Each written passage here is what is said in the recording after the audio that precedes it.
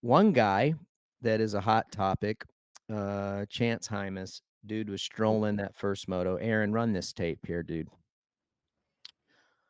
Oh, well, here we go. Get swapping. Easy to do. Really fast section. Walk us through it, RV.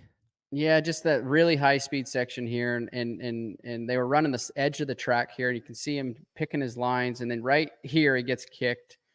I know I watched it. He'd been running that outside there. I think a Mhm. majority of guys were in that.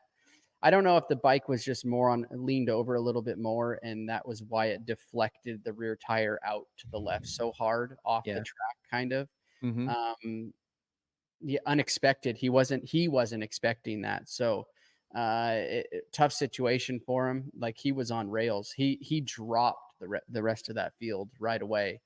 Um, Pace was high. He was riding phenomenal.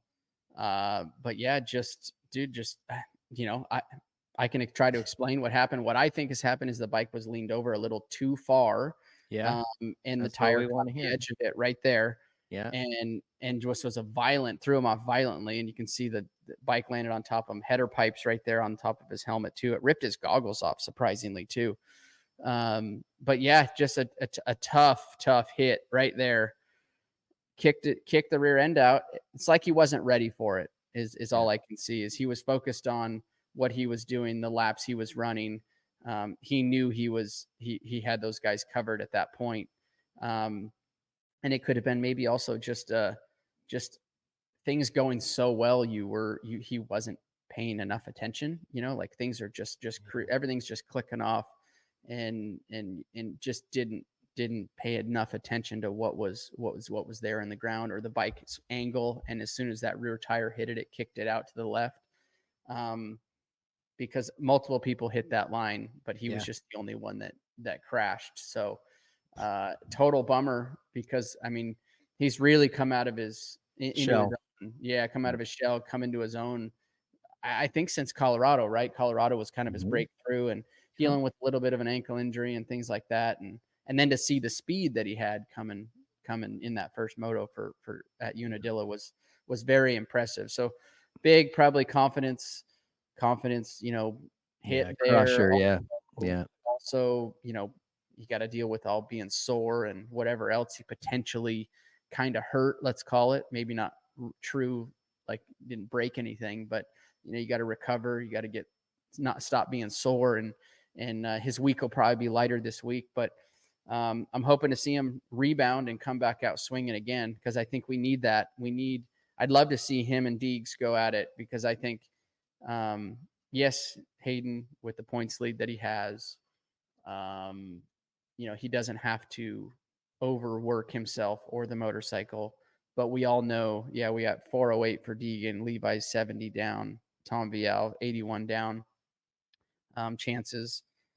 Hey, Let's see, hey, chances 133 down. So do you think that like a flagger or something should have tried to help him get the bike off him? personally, yes, I think that I know that the kind of the rule is hey, that's AMA's job or somebody else's job. All you're supposed to do is focus on flagging the track so that that rider doesn't get hit. But there also has to be a common sense involved um, into that too. Chance was off of the track. He crashed and ended up off the track, kind of almost on the water truck lane. Yes, was he close to the track? He was, but he wasn't in the race line. So yes, I do think the flagger should have dropped the flag, picked the bike up, and at least moved it off of him, and then grabbed the flag and tended to the race. With with the pipes and motors and things like that, like uh, to get a That's burn from one of those header pipes is nasty. So yes, he tries to pick it up, yeah, but like I'm saying, like there, drop the damn flag, dude. exactly. So luckily we got is that I think that LeBig, that's Stefan big. LeBrand. Yep, yeah, that's So was he big. knocked out, dude? Uh, I don't know. Maybe just the wind knocked out of him. It seemed like he got up, obviously, fairly soon. Got back on the bike. Super Oh, sore, obviously, from that fall, high speed section. So that's the only that's the nature of the beast of this sport, right? Is yeah. is when you hit Dude, the ground I and hate that, it like, dude, what hurts. sucks so bad too is like you said, like, even from Colorado, you could see he knew, "Okay, like, now I can run this pace," and he's been doing really well. Remember, his knee's jacked up too. He had that ankle injury, but he still was showing good speed, and now, dude, this is just like, oh, it's like right when he's gonna get over the hump, then something happens, Yeah, right? yeah. It's a question for me, like, if I'm Lars, right? And, if he's got a knee injury like that, AC I'm assuming ACL needs to get it fixed again. Um, and it's all speculation. I haven't talked to Chance and asked him, "Hey, is your ACL tore?" But we know he's got a ACL, or Yeah. a That's knee the locker injury. talk. That's the locker talk, everyone's saying that, yeah. Yeah, yeah, exactly. So knee injury, ankle injury, things like that. It's almost like, do you focus on opening round of Supercross for next season? And yes, I know it's very prestigious. It's a very big deal. SMX, SMX, XMS. That's what we're all looking forward to, and that's what we're all focused on at this point. Yes, we have the Pro Motocross wrapping up here very soon, which will be a very big championship to win. But he's not in the Yep. championship fight. So the question for me is do you, with his speed and his potential, do you bench him? Yeah, And I think you do. I really think you do for those exact reasons. Depending upon what the results come from this brutal crash this weekend and hit, if he goes into concussion protocol, I don't even know, let's see what happens. Um, I like what you're saying there. Um, because the guy's I got the speed and he's got the talent, he's technically yeah, sound, he's I he's there.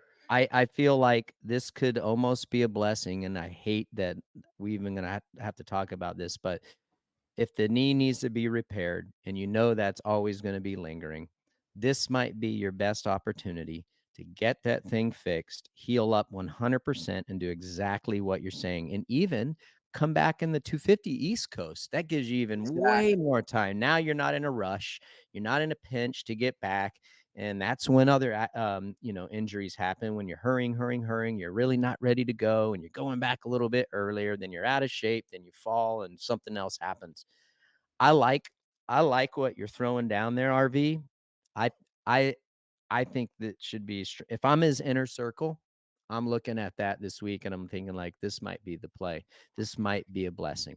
If it were my kid, that would be very high up on the Oh priority yeah, I of like that. No, going I and everything checked out and yes. making a very sound decision on what to do next. Because I think he has the speed to win a championship next year, either East Mhm. Coast, West Coast, outdoors, whatever the case may be. You never know. Yes, Deegan will be back, but one mistake there, a bike break or whatever, if Chance can just get himself to be consistent, and then not deal with these nagging injuries, Mhm. I think he has a shot at being a one of the front runners next year. Mhm. He's already shown it. I mean, he dropped those guys in that first moto, and yes, he made a huge mistake, and it cost him very, very drastically.